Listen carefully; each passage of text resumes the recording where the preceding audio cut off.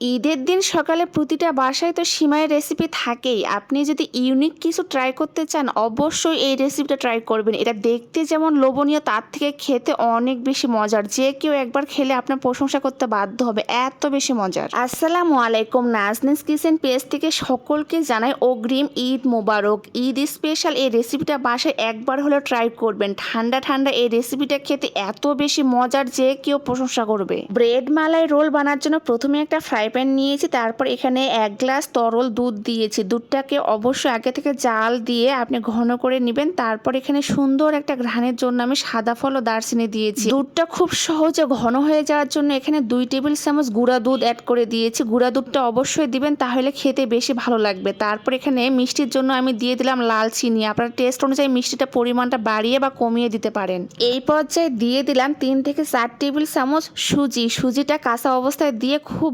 ভালোভাবে মিক্সড করে নেবেন যাতে লাঞ্চ পেকে না যায়। খুব ভালোভাবে মিক্সড করে একদম শেষ পর্যায়ে 1 টেবিল চামচ ঘি দিয়েছি। ঘিটা দিলে সুন্দর একটা ঘ্রাণ আসবে। আর এই তো সবগুলো উপকরণ ভালোভাবে মিক্সড করে এক সাইডে রেখে দিলাম। ব্রেড মালাই রোল বানার জন্য প্রধান উপকরণই হচ্ছে ব্রেড। আমি হোয়াইট ব্রেডটা নিয়েছি, তারপর আমি 4 সাইডে ব্রাউন কালার অংশটা কেটে নিচ্ছি, তাহলে দেখতে অনেক বেশি ভালো লাগবে। ব্রেডের ব্রাউন কালার অংশগুলো ফেলে না দিয়ে আপনি খুব সহজে বাসায় ব্রেড ক্রাম্বস বানিয়ে নিতে পারেন। এই পর্যায়ে আমি একদম মাঝের অংশটাকে বেলে নিয়েছি যাতে রোলটা খুব সুন্দরভাবে মোড়াতে পারি। আমি খুব পাতলা করে ব্রেডটাকে বেলে নিতে হবে, তাহলে দেখবেন পুরে ভরা এই রোলটা খেতে অনেক বেশি ভালো লাগবে। আমি মাঝের অংশে আমি দিয়ে দিলাম আগে থেকে যে সুজি পুরটা করে রেখেছিলাম সেই পুরটা। সুজির পুর দেওয়ার পর আমি হাতের সাহায্যে রোলের মতো করে আমি শেপ দিব। আর মাথার অংশে আমি একটু সাদা পানি দিয়েছি যাতে রোলটা খুব ভালোভাবে অ্যাডজাস্ট হয়। এভাবে সবগুলো সুজির পুর দিয়ে আমি ব্রেড মালাইটা বানিয়ে নিয়ে এক সাইডে রেখে দিলাম। আর এখন চলে গেলাম পরবর্তী স্টেপে। চুলার উপরে একটা ফ্রাই প্যান বসিয়ে দিয়েছি। এখানে পরিমাণ মতো তরল দুধ নিয়েছি।